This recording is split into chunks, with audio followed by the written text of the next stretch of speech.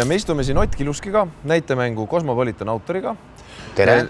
Tere, Ott. Näitemänguga tehakse juba proove, seda teeb Andres Noormets ja esietendub see 15. septembril, aga ei meie ega televaataja tegelikult ei tea sellest näitemängust suurt midagi. Äkki sa tutvustad? Ugala teatri ja Valmiera teatri koostöös õnnestus siis luua näitemäng, milleks sai nimi Cosmopolitan, et see lugu ise, et tundus nagu kuidagi narr, et me nüüd ise nagu iseendast räägime, eestlased ja lätlased, kui vahvad või kui naljakad või kui tõsiselt võetavad me oleme. Ja sellepärast sai loodud siis tegelaskuju, kes tuleb siis New Yorgist eestlaste ja lätlastega asju ajama ja ta ei tea mitte midagi sellest, mis siin toimub. Ta imestab üldse Google Mapsist vaadates, et siin on mingisugusedki riigid, millel on mingid valitsused, on ju. Meie peaministrid on kahtlased ühte nägu, meie presidendid näevad välja nagu vennad, on ju. Mingisugune salapärane asi on laulupidu ja ta hakkab lennukiga siia sõitma ja tal on äriplaan. Ja peale selle on tal ka salaplaan.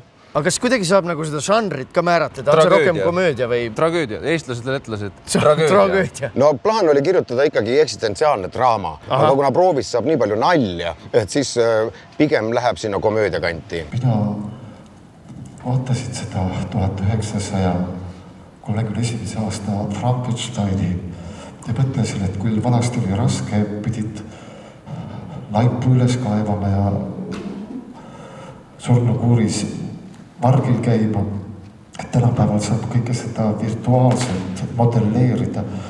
Ja siis ma mõtlesingi, et teen mingi tüübi, kes on juba surnud.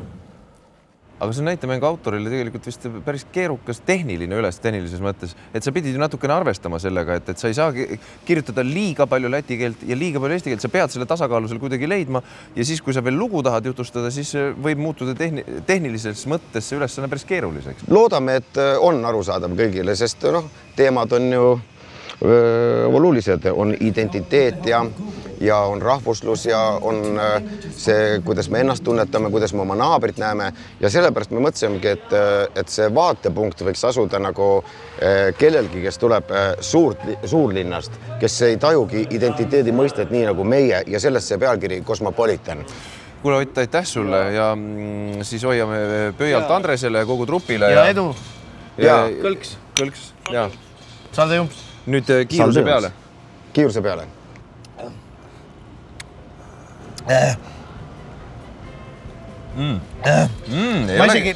Ma kaotan hea meelega. Ei olegi nii maitsev. Ott võti. Jaa, ma tegin neile ära.